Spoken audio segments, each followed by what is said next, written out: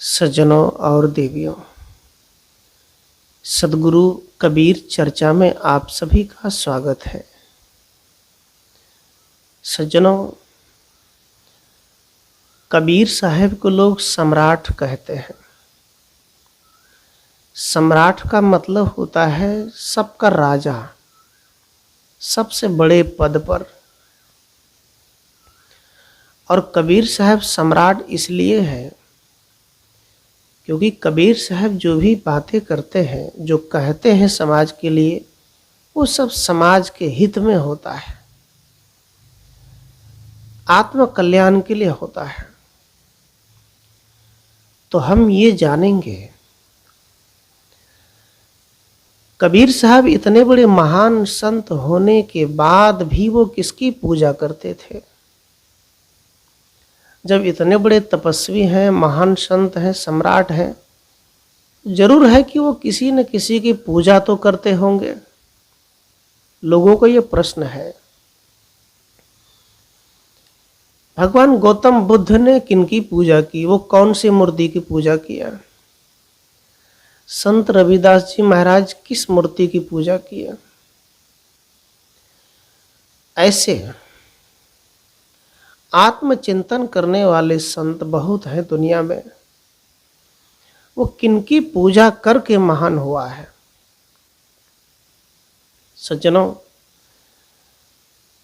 कबीर साहब जब रामानंद स्वामी के आश्रम पर पहुंचे तो देखा कबीर साहब ने कि रामानंद स्वामी एक मूर्ति की पूजा में लगे हुए हैं। उसको धो रहे हैं, खिला रहे हैं, पंखे झेल रहे हैं, अगरबत्ती का सुगंध दे रहे हैं। और ऐसे भी आजकल के पूजा पद्धति आप तो जानते ही हैं। जिस मानव शरीर में भगवान की वास है, जिस मानव जीवन में, जिस शरीर में परमात्मा की वास है, उसके अंदर हम एक धुआं, एक नशे की धुआं डालते हैं। इस शरीर के अंदर विषयी पदार्थ डालते हैं, लेकिन नकली भगवानों के पास अंगूर चढ़ाते हैं, उनको हलवा चढ़ाते हैं, उसे खिलाते पिलाते हैं, उसे एक अच्छा सुगंध, चंदन की खुशबू देते हैं। तो साहेब कबीर कहते हैं कि मैं तुम्हारी भक्ति से प्रसन्न नहीं हूं। इसी प्रकार रामानंद स्वामी भी यही मूर्ति पूजा करते थे। कबीर साहब उनके आश्रम पर गए, देखा सब कुछ।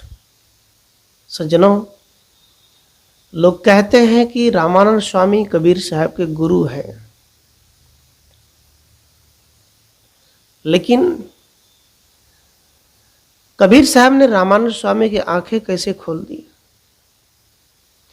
रामानंद स्वामी ने जब कबीर साहब से कहा कि जाओ एक गाय की दूध लेकर आओ, हमें भगवान का भोग लगाना है,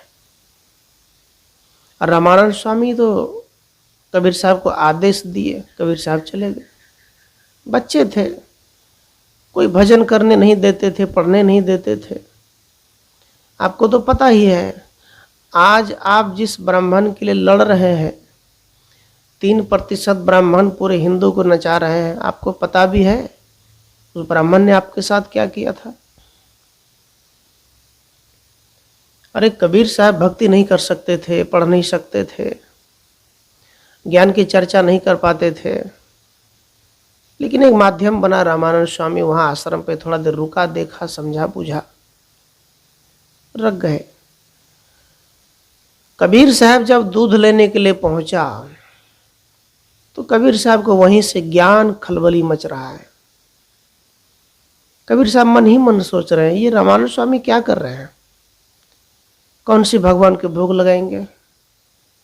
उसे जो खाता नहीं, वही जो मक्खी नहीं उड़ा सकते, जो कुछ बोलते नहीं, जो सुख दुख का अनुभव नहीं करते, जो हमें कह नहीं सकते बेटा खुश रहो आशीर्वाद है, जो ये भी नहीं कह सकते कि अच्छे रास्ते पर चलो। कबीर साहब मन ही मन सोचते सोचते जा रहे हैं। सज्जनों, एक मरी हुई गाय रास्ते में मिली। कबीर साहब ने थोड़ी सी घास नोच के वहां रख दिए, डंडा ले लिए, लोटा वहां रख दिए और कबीर साहब ने कहा, हे गौ माता, आप मुझे जरा दूध दो, मेरे रामानंद स्वामी भगवान का भोग लगाएंगे। गौ माता से कहा। कबीर साहब निरपक्ष भक्ति करने वाले हैं, किसी की पक्षपात में नहीं है। कहा, पछा पछी के कारणे सब जग रहा भुलान, भक्ति में भी पक्षपात है। किसी ने कहा गौ माता है उसकी पूजा करो, किसी ने बैल को कहा वो महादेव है उनकी पूजा करो। तो अन्य जीव क्या है भाई, और भी तो जीव जंतु है, उनकी पूजा क्यों नहीं करते, उनकी उपासना क्यों नहीं करते, वो भी तो जीव है। साहब कहते हैं, जीव मत मारो बापरा, सबका एक प्राण, हत्या का भुन छूट है, जो कोटिन पढ़ो पुराण। मुसलमान भाई से कहते, कहा तुम कुरान पढ़ो चाहे पुराण पढ़ो, जीव हत्या की पाप तुम मुक्ति नहीं पाओगे, क्योंकि तूने मारा है, जीव है। तो साहेब कबीर कहते हैं उस गाय के पास लोटा रख करके, मुझे दूध दो, मुझे स्वामी जी भोग लगाएंगे। तो 10 बज गया, अभी तक रामानंद स्वामी इंतजार में है कि कबीर साहब दूध लेकर आएंगे। अंत में जब 10 बजे तो कबीर साहब को भेजा खोजने के लिए कि देखो कहाँ है। जाके पता चला तो मरी हुई गाय के पास बैठे हैं, दूध मांग रहे हैं। रामानंद स्वामी ने कहा, कबीर साहब, कबीरा क्या हुआ? कबीर साहब तो उस समय नहीं थे, वो बच्चे थे, साहब शब्द तो मैं कह रहा हूं। रामानंद स्वामी ने कहा, कबीरा क्या हुआ? तुम्हारे पास ज्ञान है कि नहीं, बुद्धि है कि नहीं? तुम मरे हुए गाय के पास बैठकर तुम दूध मांगते हो, क्या दूध मिलेगा? बताओ, ये क्या देगी? ये तो मरी हुई है। तो कबीर साहब ने कहा कि आपके भगवान भी तो मरे हुए हैं, क्या वो आपको मुक्ति देंगे, आपको मोक्ष देंगे, आपका कल्याण करेगा? जब ये मरी हुई गाय हमें दूध नहीं दे सकती है, तो आपने जिस भगवान को माटी से, पीतल से, पत्थर से जोड़कर बनाया है, क्या वो आपको कोई आशीर्वाद या वचन, कोई उपदेश का मुक्ति कारण बनेगा? आपकी सुख दुख में सहायक होंगे? रामानंद स्वामी की आंखें खुल गई। रामानंद स्वामी ने कहा, मैं कहाँ खड़ा हूं?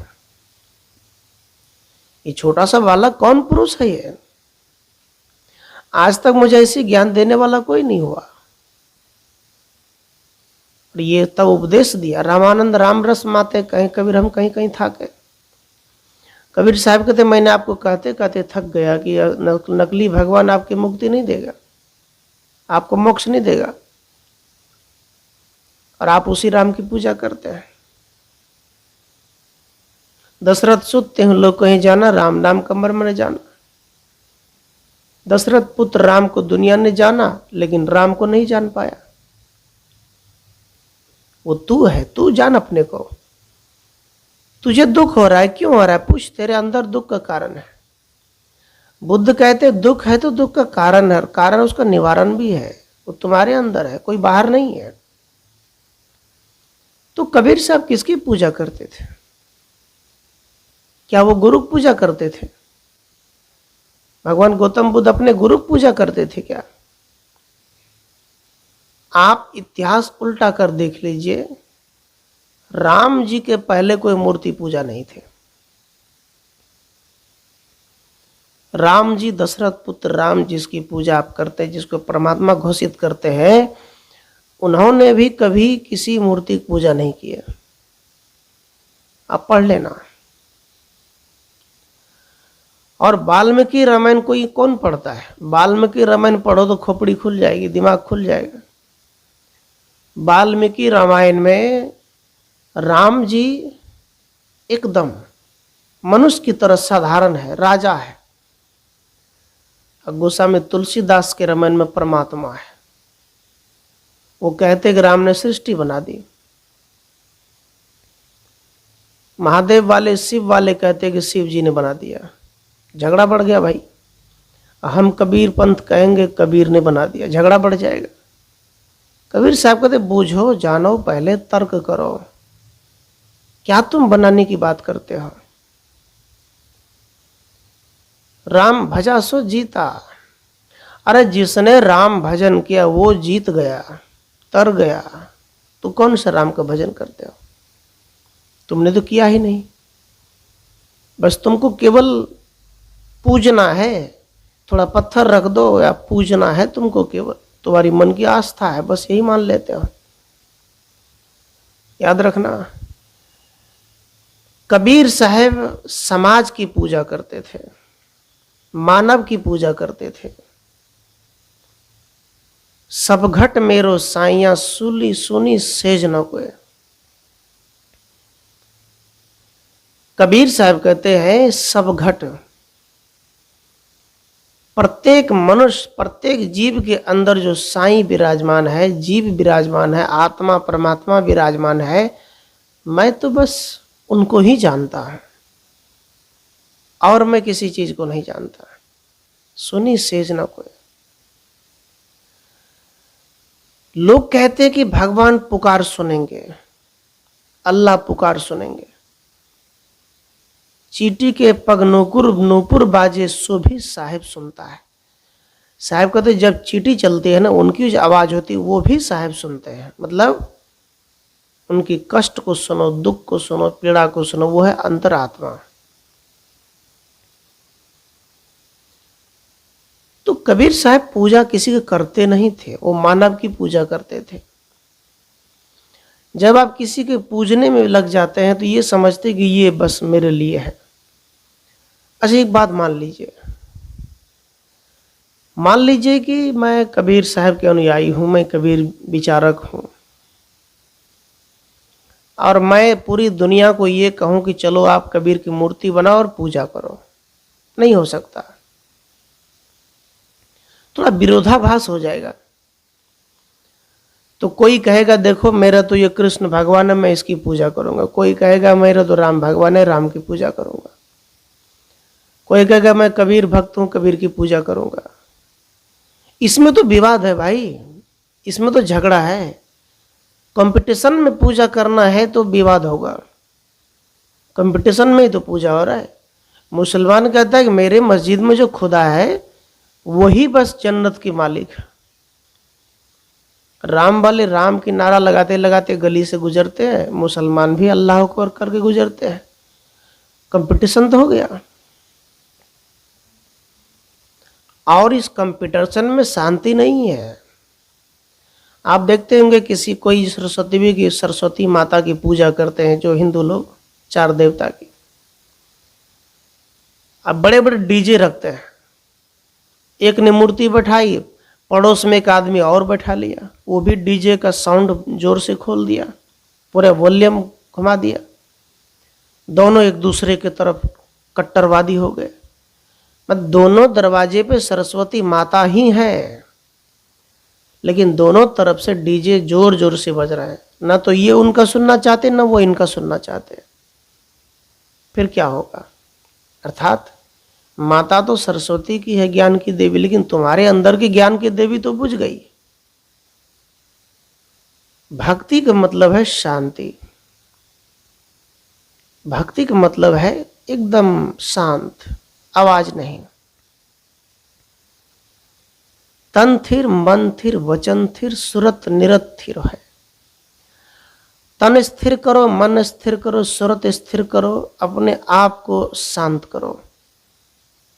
स्थिर आसन पर बैठो, ध्यान चिंतन करो। ये साहब कहते पूजा है।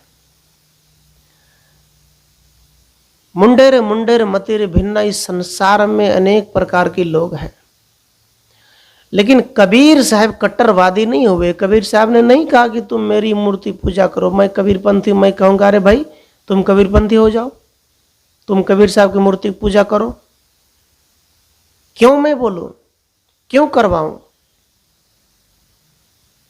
कोई अधिकार नहीं है मेरा। लेकिन कबीर साहब ने जो ज्ञान दिया कि सर्व समाज, पूरे समाज एक सूत्र में प्रेम के बंधन में चलो। क्यों? क्योंकि साहब ने कहा प्रेमी ढूंढत मैं फिरा, प्रेमी मिला न कोई। कबीर साहब तो भगवान की प्रेमी की तलाश करते हैं कि भगवान से प्रेम करने वाला कितने आदमी है, कब है। 24 घंटे में 12 घंटे सोकर बिताते, 13 घंटे सो जाते हैं। कितने लोग 15 घंटे सो जाते हैं। तो साहब कहते हैं तूने प्रेम कब किया?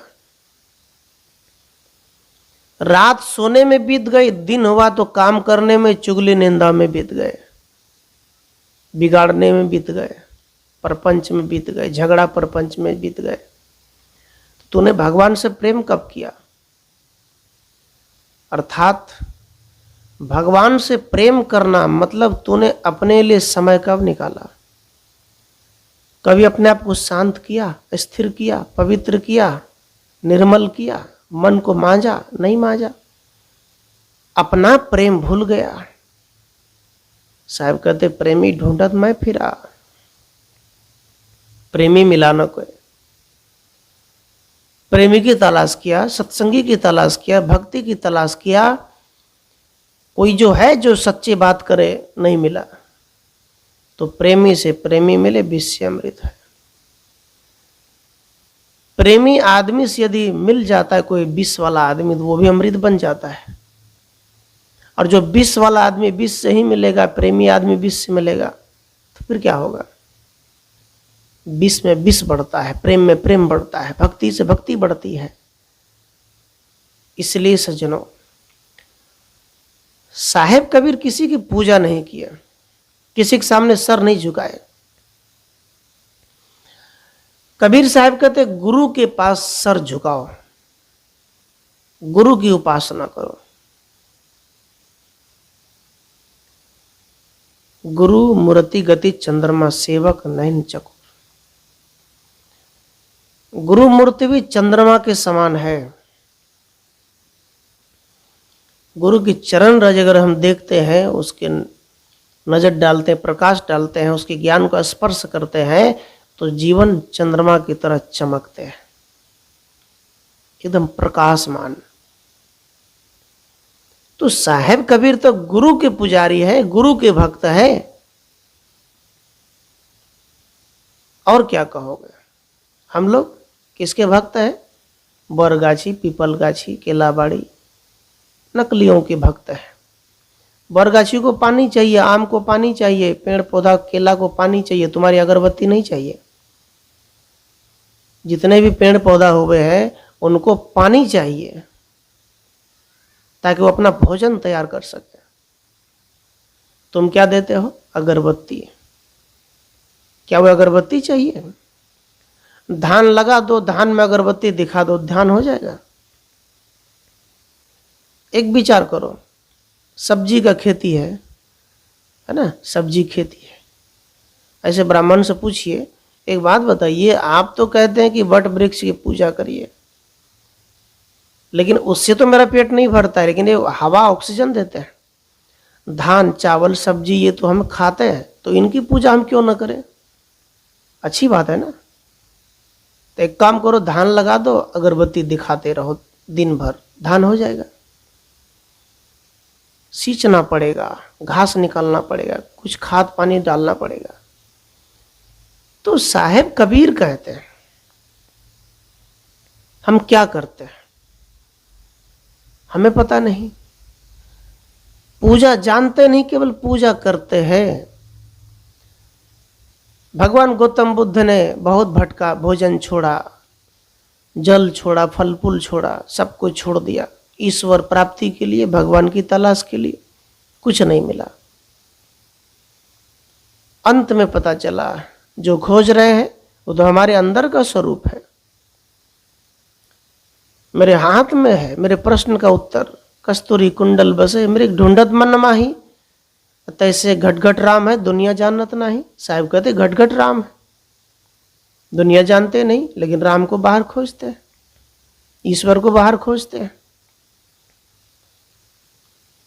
इसलिए प्यारे बंधुओं, कबीर साहब महान होवे किसी की पूजा करके नहीं, कर्म करके। कबीर साहब कर्मवादी है ना, कर्मवादी, मेहनतवादी, तर्कवादी। कबीर साहब नास्तिक है। भगवान गौतम बुद्ध भी नास्तिक है। आप कहेंगे नास्तिक है। जो नाशवान चीजों को छोड़ दे और जो साकार भगवान है, एक माता पिता गुरुजन है, और जो सत्य आत्मा है जो उनकी पूजा करे, वो नास्तिक है। नास्तिक में दो बातें हैं। एक नास्तिक उसे कहते हैं जो नकली को छोड़कर असली की पूजा करे, मतलब नाशवान चीजों को छोड़ो, असली को पहचानो, वो नास्तिक है। और एक नास्तिक कौन है? जो असली की पूजा छोड़ दे, नकली की, असली की छोड़ दे और नकली की करे, वो है नास्तिक। मतलब नाशवान चीज तुम करते हो। और कबीर साहब कहते हैं जो दुनिया में नाशवान चीज है, जो खाता पीता बोलता जागता नहीं है, उसकी पूजा तुम करते रहो तो क्या मतलब? घर में पत्थर लगा दो, टाइल्स लगा दो, वो अच्छा है कि बाहर के अच्छा है? किचन में टाइल्स लगाते हैं, बढ़िया लगता है।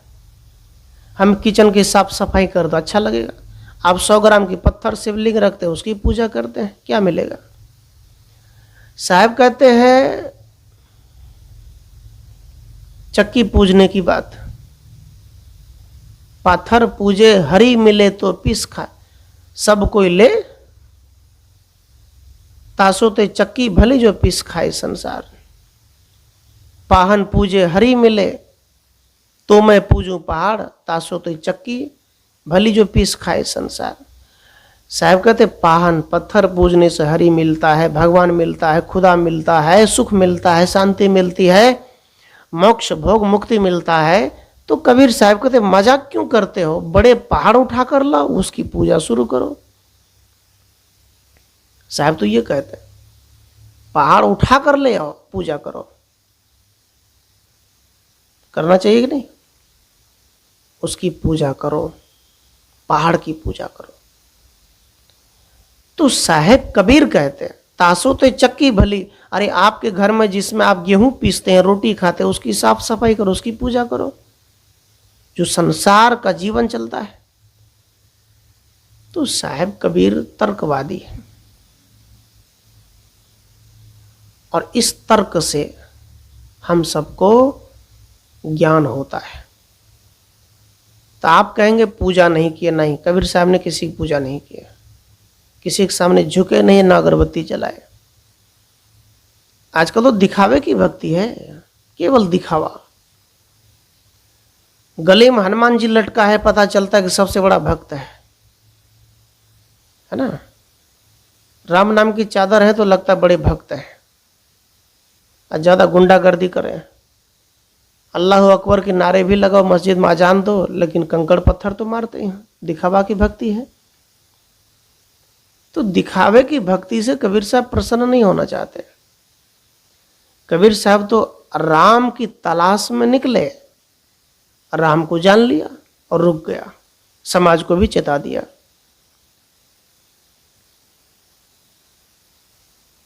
और कबीर साहब के अनुयायी जब आप होते हैं, है ना, मैंने कहा शुरुआत में शिव कबीर चर्चा है ना, अब बात आती है शिव चर्चा।